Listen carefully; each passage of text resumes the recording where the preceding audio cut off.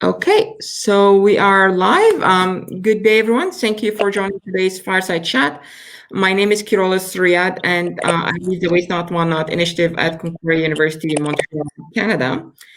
Today, I have the privilege to chat with Dr. Erlijn Van Genuchten, who is joining us from Stuttgart, Germany. Before I introduce Erlijn, I would like to highlight two goals of these Fireside Chats.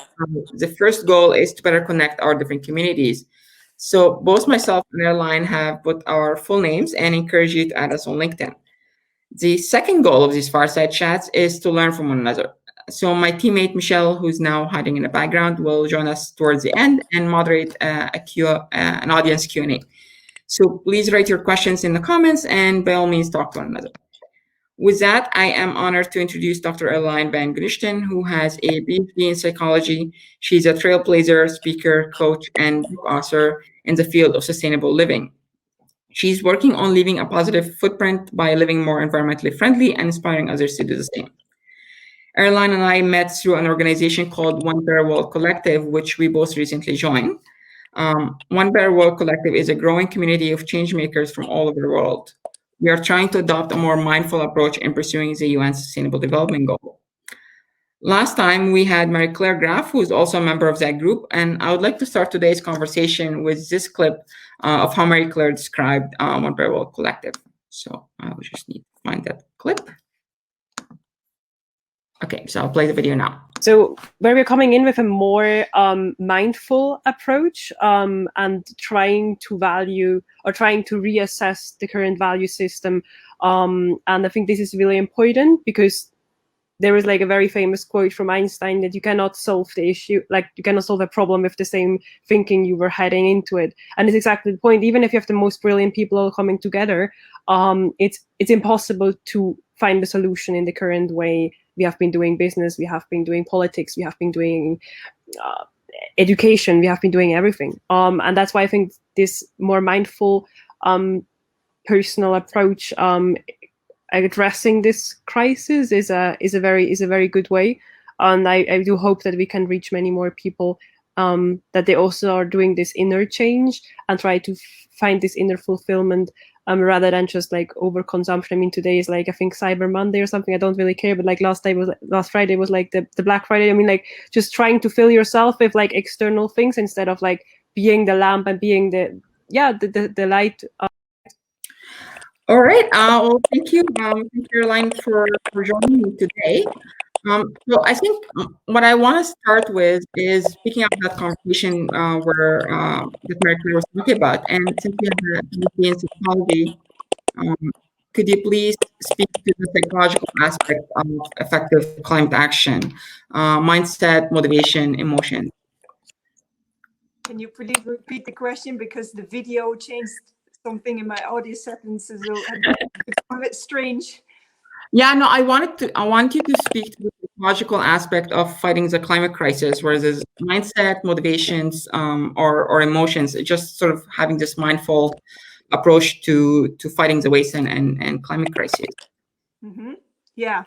So for me, this mindful approach is very important, because what I always say, and it's my motto of my work, a better world starts with yourself. Because I personally don't like finger pointing, because what I believe as well is when everyone would say, I will only start when that person or this group or this country or whatever goes first, then I'll join as well. When everyone does that, then of course we don't get started. And mindfulness for me is very important in that respect, because it starts with myself. It starts also with sustainability within myself, because if I want to give to the world, then it's very important that I also care well for myself, because if I get ill or don't have energy, I also can't give to the world. And by being mindful, both psychologically, but also when I do things, it allows me to keep up the energy, and that allows me to keep on going and giving to the world, and allow my work itself to be sustainable as well. Okay, thank you for that. And so when you talk about keeping up your energy, and how do you take care of yourself. In a sense of, we're talking about climate anxiety, where this, climate crisis is so massive, and there's a lot of big consequences, a lot of things happening at the same time, and sometimes it seems out of our reach. Like sometimes it seems out of our hand, and there's a lot of feelings of helplessness that happen. And I'm wondering, how do you keep yourself motivated? That even though little action doesn't necessarily solve the whole problem, how do you stay motivated? Yeah, that's a very good question. For me, it's very important that I focus on what I can actually do, because indeed, as you say, I can't change the whole world. I can't do everything at once. And if I would look at it that way, then all the energy would flow out of me. So I do look at what can I do, and especially focus on small steps, because when I take small steps, they add up as well. And I like the image of a mountain. When I look at the top, I think, oh, that's a really big mountain. How can I ever go up there? That's way too high. But when I focus on the next level and just focus on going there and take step by step, then I might get up that level and think, hey, that wasn't that hard. And before I know, I'm already getting closer to the top. And when I do that again and again, it is a lot easier to get to the top. So how would you see that from your point of view? Yeah, so I mean, what we're seeing. So I mean, my work at Concordia, I lead the Waste Not One Not initiative, where essentially we help people learn how to compost and how to sort their waste and how to reduce their waste. And what I'm realizing is that we don't need to have 10 people doing zero waste perfectly. What we need is thousands of people trying, even if they're making mistake. What we need is thousands of people trying, and that helps me, because the climate crisis, and let's focus on the waste crisis. The waste crisis itself is massive, and it gives me confidence that I don't need to get people to become perfect, and I don't need to get to have people go the whole to walk people through until the finish line. And so what I'm seeing is that when we help people take those first small steps of sorting their waste, it actually takes the bigger steps of reducing their waste on their own. And that means that I don't have to do everything on my own and trying to help 50,000 people to become perfect. I just need to get as many people as humanly possible, just looking at what they're holding in their hands and just trying to figure out how to sort it. Because then they are thinking, well, did I need that in the first place? And so all our activities at Concordia focus on helping people learn how to sort. So there are a couple of things we do. One is that we send ambassadors to events to help people learn how to sort. And so essentially, if you're organizing a conference, or it doesn't matter who's organizing the event, if you're organizing an event and serving food, we send ambassadors to stand next to the waste station and help people learn how to sort. So it's nothing glamorous about it, but it's very fun to do. Where you're essentially sitting next to waste stations, and when people have finished lunch or whatever, they go to the waste station and they want to throw their stuff away. The ambassadors would help people figure out what's landfill, what's recycling, what's compost. They would not do that for the person, but they would help them learn. And what I've seen is that not only people are composting more, so annual composting in Concordia doubled since we started, but also they're reducing their waste. So overall waste, so that's composting plus landfill plus recycling, so everything's being generated on campus, actually decreased by 16% per person, which is the equivalent of 2 months worth of garbage per person every year. So all to say is that our actions are very small, and we're focusing on very, very small things, which is sorting, which on the grand scheme things doesn't really solve a lot of things, and especially when you know that recycling is essentially a lot of greenwashing myths, because there's a lot of what you put in recycling bin that doesn't actually get recycled. But it has a much bigger impact on reducing the waste, which is really where the important work has to happen. And this is how I stay motivated. Now, when I was learning about the work you've done, it seems like you're having quite a learning adventure with something called 365 Sustainable Decision Challenge. Mm-hmm. And what is that exactly? Yeah, that was an amazing journey, I have to say. I started that journey in August 2019. I had the idea of doing a challenge with myself for a whole year, to every day come up with a new way to live my life a little bit more sustainably. Because, as I said, I believe a better world starts with myself. So, and as you also said, small steps also make a difference, and it doesn't have to be completely new.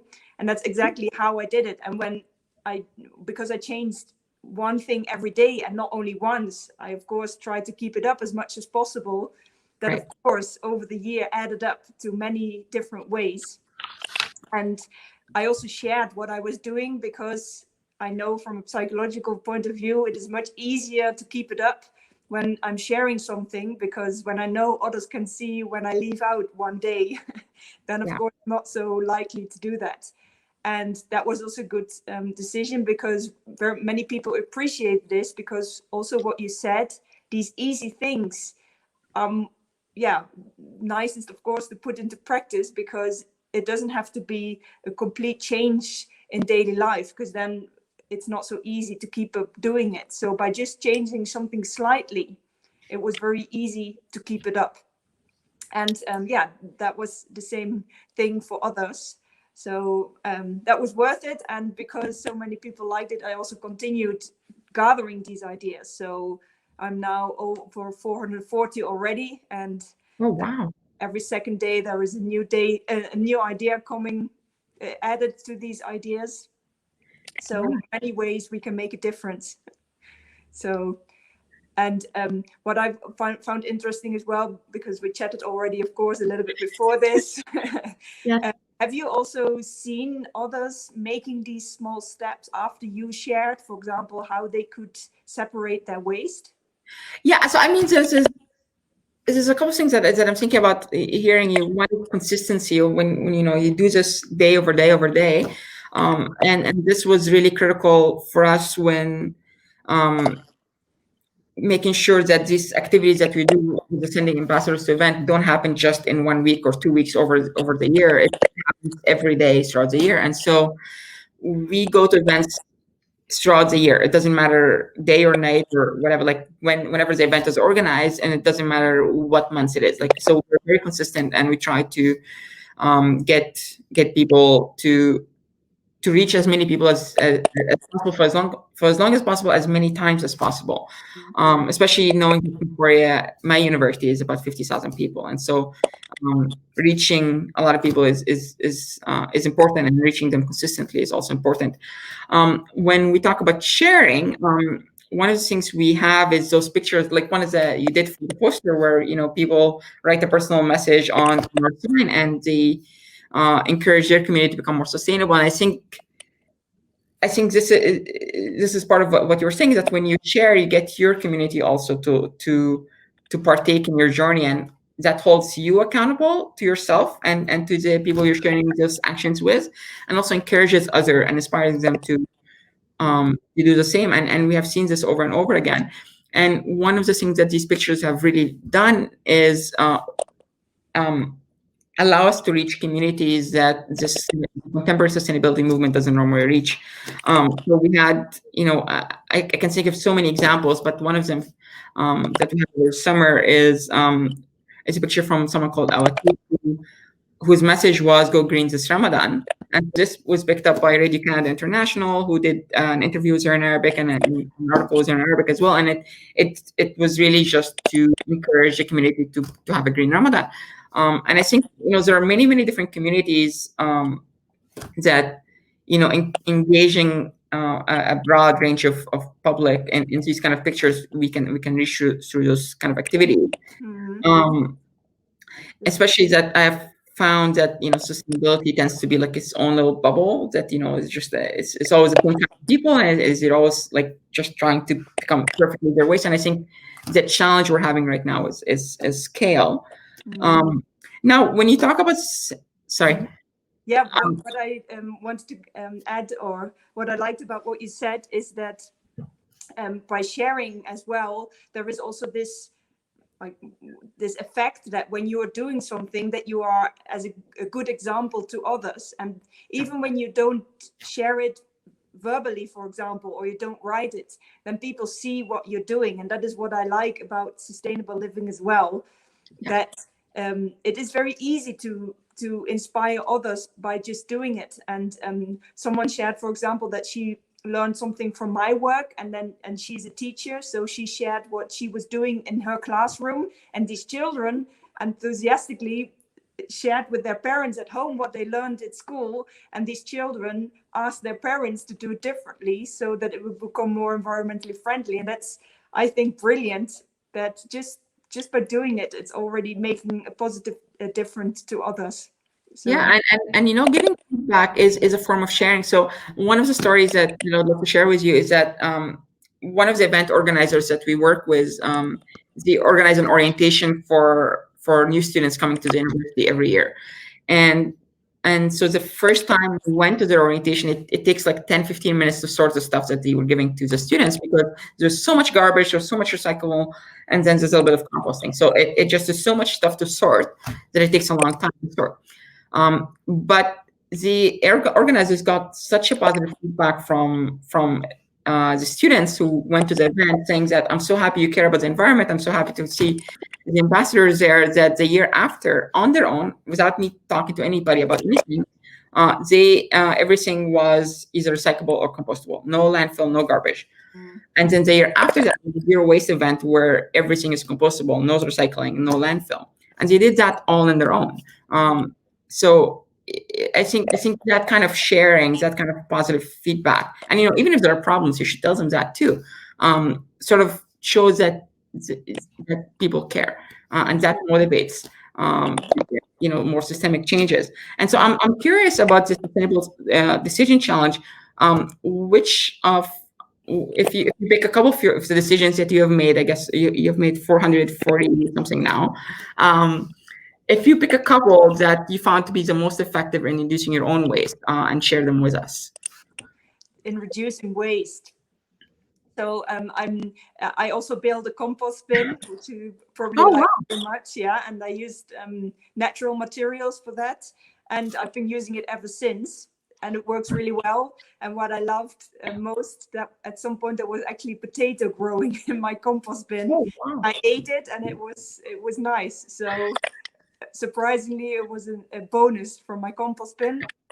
So that really helped.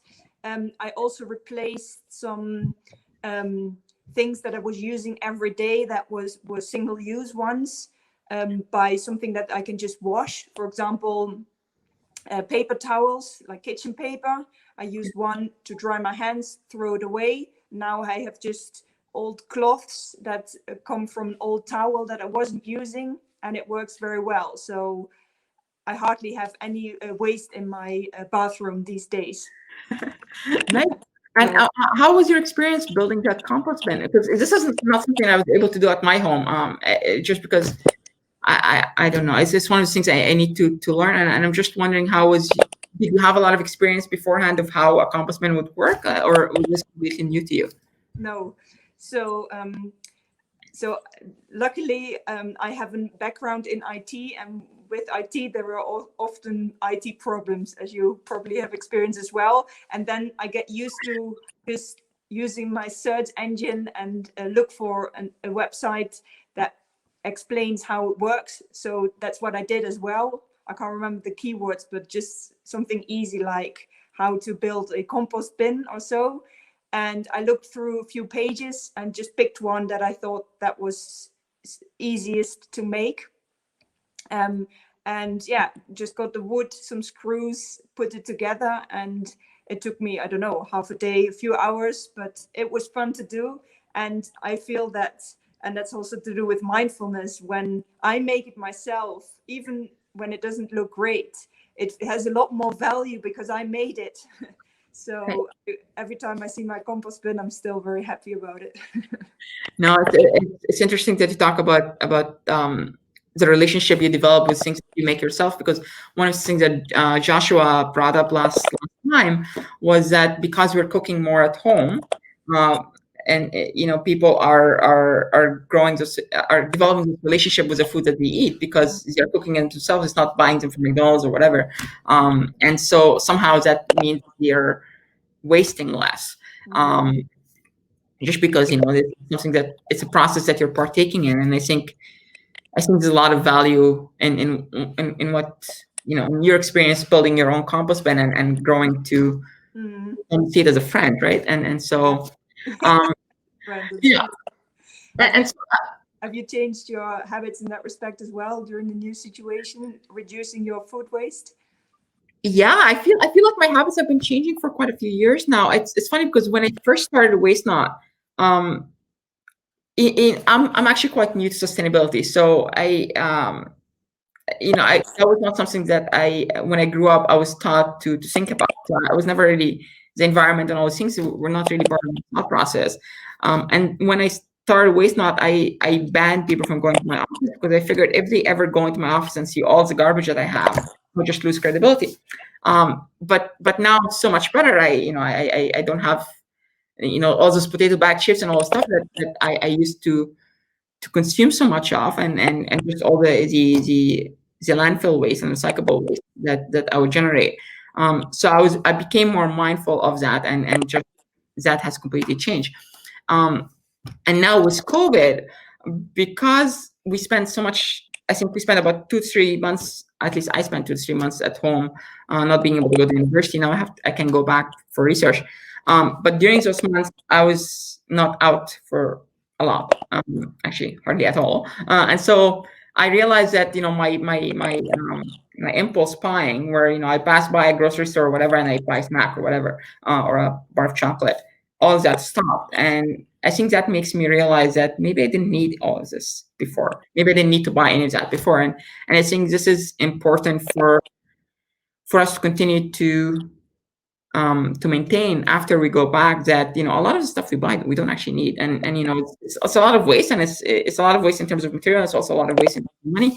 And I think there's a lot of habits that small changes that can also help you save money. And I think this is something that you're looking into with some new courses, and I'm wondering if you can talk a little bit about that. Yeah. So what I like about what you're saying, and that is also in a course, is that you learned because of COVID that you can do things differently. For example, not buy something outside and cook it at home. And in that case, it also saved you a lot of money by doing so. So by reducing your waste, it is also often the case that you save money. And because I think that it's nice when we do something for the environment, but also something for us.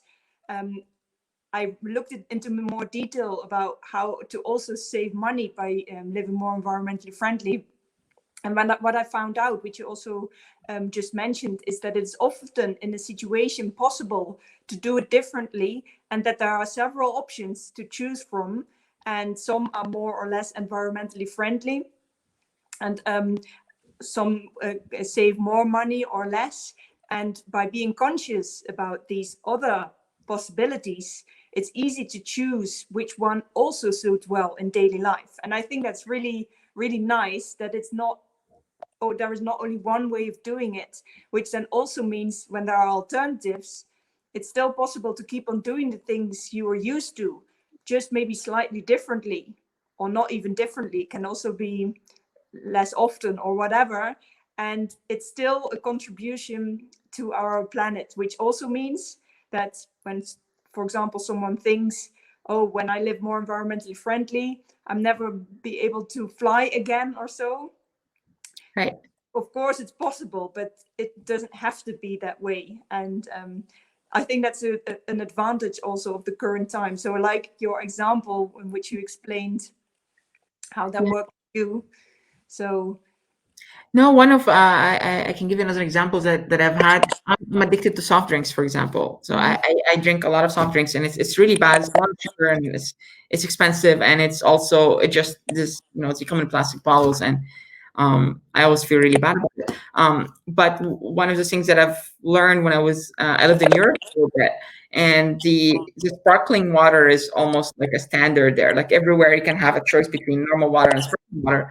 This is not the case in Canada. Like, you can buy sparkling water in the grocery stores and stuff like that, but it's just not, it's not common.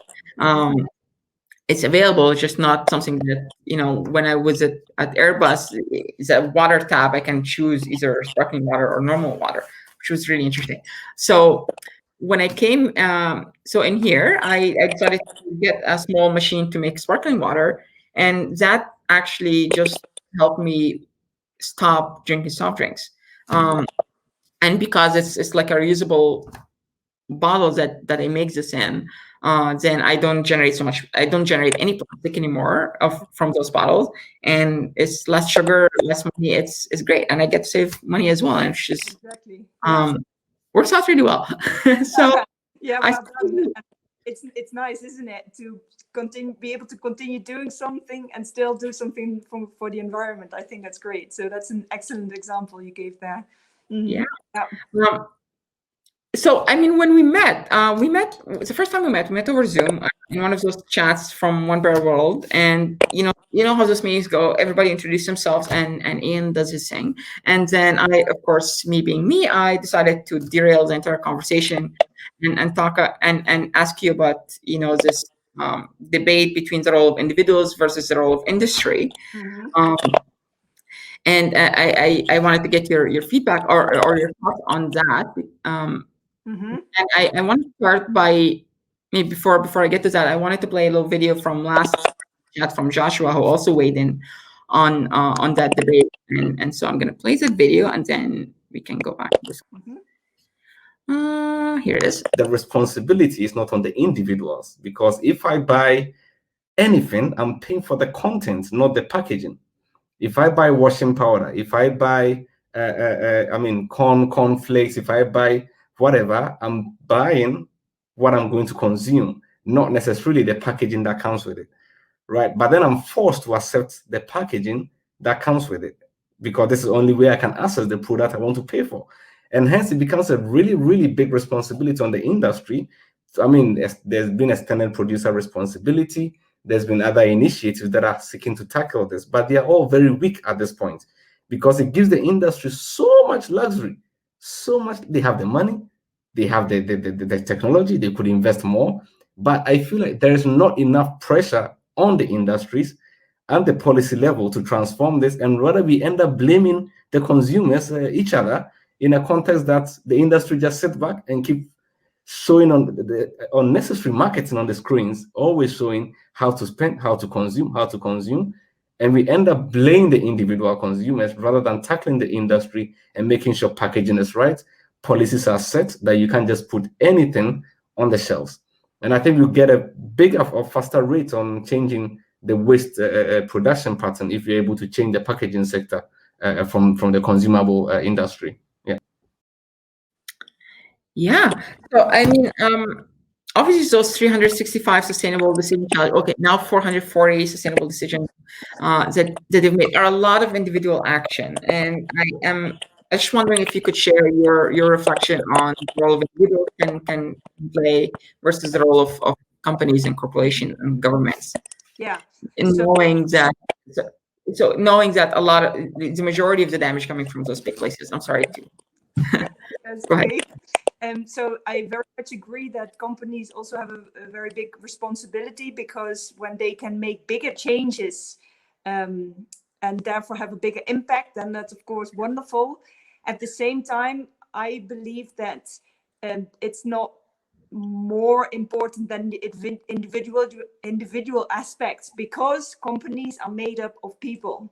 So what I believe is that when people get inspired to live more environmentally friendly at home, and they get into the habit of doing so, and they become aware how important it is, when they then go to, as an employee or as a boss, to that company, then they will take this mindset with them. Because I've noticed that as well during my challenge. As soon as I saw things at home, for example, how to be able to separate my waste, when I then saw at work that I wasn't able to separate my waste, that felt really uncomfortable. So when we support people to live more environmentally friendly at home, I also believe that it's more likely that things change in companies. Right. Yeah. I think people always think about themselves as I think from the industry is by their purchasing choices of what it is that they buy. And I think that's true, but and also I think a lot of way of thinking of individuals as members of companies where they actually can change things from the inside. And I think this, that I've been reflecting on, having been working at Concordia with this initiative with Waste Not, because all the students, we are going to graduate and go and work in companies. Erlijn, I think you might have been frozen a bit. Can you hear me okay? Okay. And so I think there's a big role that in terms of educating students and educating people who are going to go and work in this industry and make changes from there.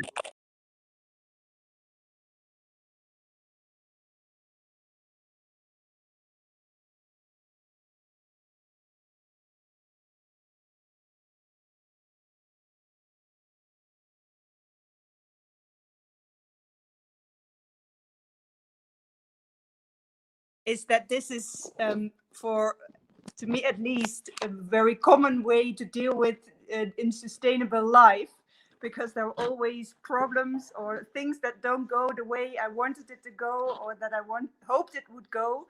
And not giving up is, I think, the most important thing, and always finding a way around it, keep on going, because eventually it will work. And I believe that's the same with sustainability. Even when people at the moment don't feel it's right yet, it still is important to keep it up.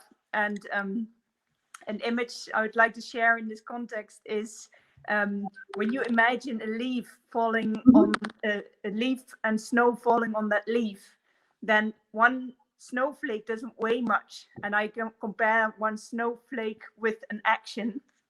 Yeah. Then it seems as if it's not worth it. However, when more snow is falling on that leaf, then at some point there is one snowflake that makes all the snow slide off that leaf. And then that snowflake made a huge difference. And that's why it is important to keep on going. And the good thing is that some problems solve themselves as well, because I feel that I can hear you well again. Oh, fantastic. Okay, good. So I actually realized when you first joined, I was on mute. When you joined back again, so okay. I'm an engineer, but I don't trust technology. Like I can't deal with technology at all. Well, thank you for trying again, and maybe we can continue our conversation. I'm very happy to. I will never give up, because I'm so passionate about sustainability. Whatever problem comes in my way, I will go for it and solve it and find a way around it. So Wow. Okay. So, back. no, I'm happy. I'm happy we're able to continue the conversation. So I guess one of my questions is that as I learn more and more about food waste, one of the things I'm observing is that psychology sort of plays a big role on how much food waste is being generated. So, for example, we throw away ugly fruit because they have, I don't know, banana doesn't have the right curve or whatever, right? Retail have the shelves all full because people buy less if the shelves are half empty or something. The other, I did write another example, expiry dates. So expiry dates have nothing to do with health, have nothing to do with safety, and they're always there as a way to manage consumer perception. And again, like all these things are sort of in human nature and human psychology. It's just a way for them to increase their sales, just playing on human nature. And I'm wondering, for me, my goal is to change people's behavior, and I wanted to see what advice do you have for me to sort of fight against these kind of bad aspects of our human nature. Yeah, so I can share what I do to reduce my food waste. So first, when I go shopping, I make a list with everything I need, because that way I think, okay, what do I need? And I only buy this, which then means I also don't buy too much, which then goes off, which I then have to throw away. That saves also money, because I only buy what I need. So that's another advantage here too. Right. And when I buy only something for a few days, then it's very unlikely that something goes off. And for example, a few months ago, I switched the type of milk I'm drinking, because the ones I bought in the shop, they had these carton with plastic in the inside, very common ways, common packaging, and I switched to reusable bottles.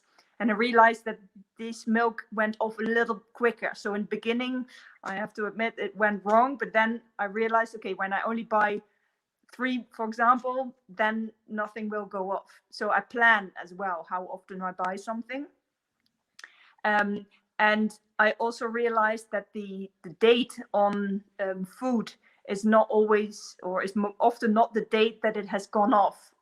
Where I come from, it means that that's the last date it can be sold, which means that it often is good and edible for a few more days. And knowing this, of course, also makes a difference. Yeah. Just to give a few examples. Can you add something to that? I mean, it's a very strange problem. I mean, I think one of the biggest issues that we don't take ownership of our waste. So, I mean, one thing that I sometimes talk about is how Canada is the country that generates the largest amount of waste per capita in the world. We're actually tied with the United States, so I think it's a North American problem as opposed to just a Canadian problem. And I think there's a caveat there. The significant portion of that waste is coming from industry. So I think I have to be a bit careful not to come across as blaming individual Canadians for how much waste we generate. But at the end of the day, industry is driven by people. People are working in the industry, and people are buying the products that are produced in the industry. But there are 2 root causes that I find. One is overconsumption, which I think has a lot to do with our habits, and it goes back to what Marie-Claire was saying in terms of filling ourselves with external stuff and buying, because somehow that we decided to associate that with our self-worth, which is something I hope COVID is sort of helping us recognize that, just revaluing the human interactions we used to have before COVID, and how much that is valuable to us now that we're temporarily lost these kind of interactions. But then the second aspect of it is environmental racism, where we simply don't have to deal with the consequences of the waste we generate. So the majority of recyclable plastic, for example, is shipped to Asia and Africa to be recycled. So China actually is a country that does the largest amount of recycling in the world, and it's not just Chinese plastic; is that they take plastics from all over the world. So countries like Canada, which ships their recyclable plastic to China, but also because we don't sort properly, these things are so contaminated that they cause a health crisis in China that was so severe that they decided to ban recyclable plastics. Joshua last time mentioned that Ghana has one of the largest dump sites in the world for electronic waste, and these are things that are very, very toxic. And so it ends up being us generating a lot of the waste and exporting the consequences to somebody else to deal with it. And even when we look inwards in Canada, the landfills, like where the garbage goes, they're usually built in areas where marginalized communities live, like Indigenous people and people of color and poorer communities. And I think at the end of the day, this comes down to taking ownership of it. If we would have to take care of the waste we generate, we would not generate so much of it. And I think that also goes back to industry, because right now, essentially, they sell a product and they don't care about it anymore. But if they have to deal with the end of life and actually collect the products back and manage and do the waste management, whether it's recycling, composting, or whatever, they would redesign the product so that this is feasible. But right now they are not responsible, and so the design is all over the place. And so I think it's a lot to say about ownership of the actions we take. Responsibility. Everyone can take responsibility in a different way. And what I liked about what you just said is there are also so many possibilities on how we can contribute. And also in the beginning you said we don't have to be perfect, which is true as well. So everyone can find ways when he or she wants to, how to contribute. And that's why I also believe it's a matter of also wanting, because if we really want to, as you saw before when I was suddenly gone, I really wanted to get back, so I did find a way, and I will never give up to find a way when I really want it. So we can do it when we want to. Yeah, I think I'll invite Michelle back. I'll invite Michelle in to moderate a Q&A. There are a couple of questions, and I encourage everybody in the audience to also add more questions. I'll just add her here. Hello, Michelle. Hi, Kara. Hi, Erlijn. Thank you so much for having me moderate here. I do just have one question here for now. It is asking, I guess, to Erlijn, do you have any advice for people who are trying to integrate sustainable practices in their everyday life, but might be struggling to know how to start? Because it can be a little bit intimidating jumping into this world. So I hope I understood correctly that the question is what you can do when you start making sustainable practice into daily life. How can you? Started. Yeah. Like, how can you integrate it? How do you know where to start? Yeah. So what I did is so one step back, I used to work as a penetration tester, which is a professional hacker. And professional hackers, they look for customers, what kind of vulnerabilities, so security holes their websites have, for example. So what I did when I started is apply this methodology to not look for security holes in software, but to what I call sustainability holes in my daily life. So basically that means looking at what I'm doing and then think, okay, how can I do this differently? That worked for me really well. So that adopting that methodology could be a starting point. But when you think, I'm not yet that far that I can come up with my own ideas, that's perfectly fine as well. Then there are several ways. You can, for example, look at my blog, which has all these 440 ideas in it. When you prefer to read an ebook, I also gathered the 365 ideas in an ebook and also in a printed book, because you can then just flick through the pages and see, oh, this is something I can start doing immediately. And I would suggest to only pick a few ideas, let's say a maximum of 3 to 5 things that you believe you can start doing straight away, because when it then does work out, for example, for a week, then you start changing your habits. And when habits change, then you don't have to think about it anymore, which makes it then really easy, of course. And then you can move on to the next ideas. And from a psychological point of view, I think it's also extremely important to not be too harsh with yourself. Yeah. And that's also going back to the mindfulness we had in the beginning. I also don't expect for myself to be perfect, and I think that's a good thing. And I think we all allow to be kind to ourselves.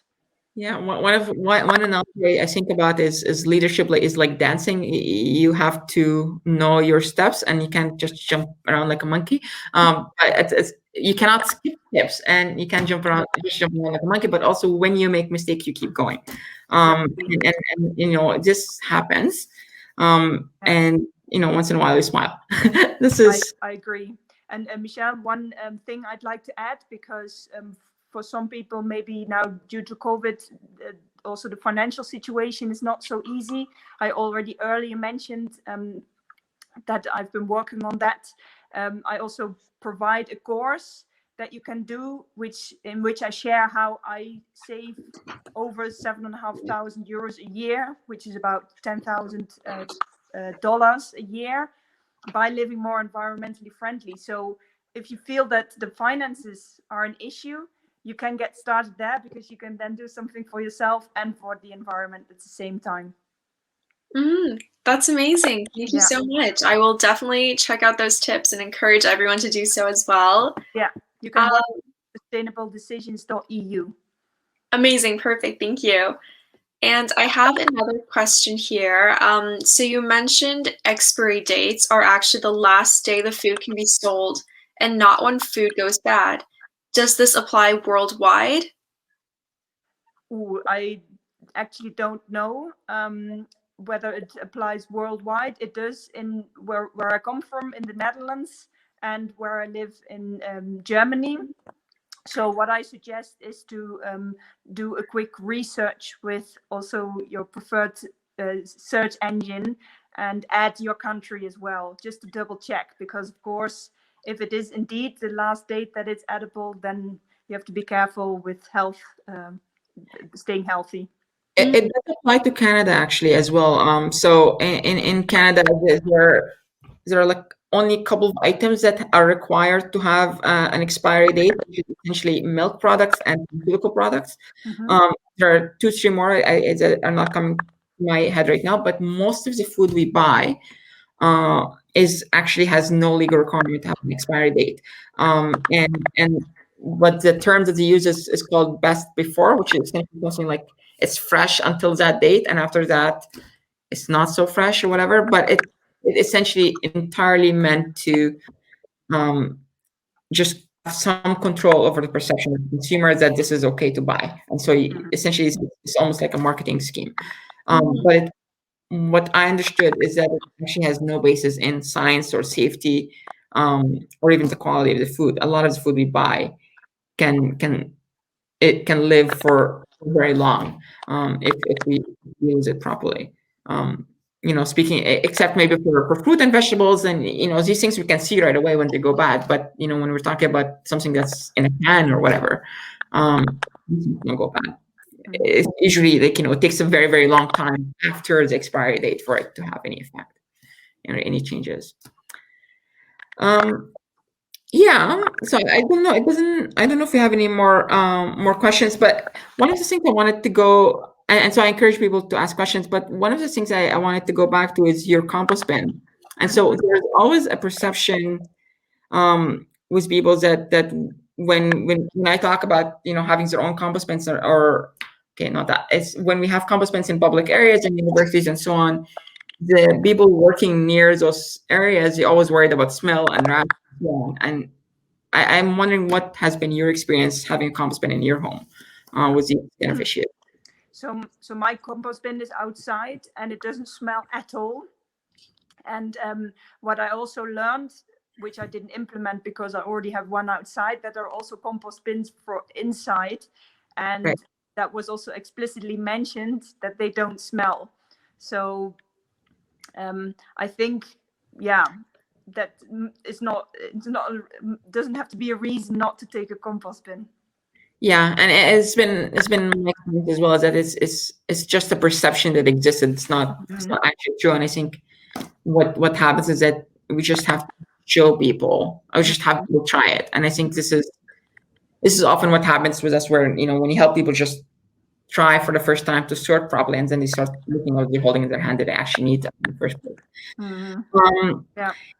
So I mean, thank you very much for this chat today, and thank you for persevering those technical issues, and I'm happy that we have solved them, and we continue with that chat. And I think this is a big lesson for everybody. Is always there's always those little trips, little setbacks and little moments. But at the end of the day, you have to continue that journey, and that's true in whether you're trying to reduce your weight, you're trying to reduce your emissions, or just trying to reduce your carbon footprint, and environmental impact, and also when you're trying to make a difference in the world and trying to advocate for change and lobby for change. Some things are going to work. Some things are you're going to have to try harder. And go here. So I think it's a valuable experience we went through today. I really enjoyed the conversation, and I thank you for that. And I hope we'll be able to do this again and have you come back and maybe also include some other people in One Bear World to come and chat with us as well. So I just want to say thank you very much. Thank you also very much. And I love it that we keep on going and we never give up. Yes, I agree. And thank you for everybody who attended. Really appreciate everybody's participation today. All right. Thank you all. And now.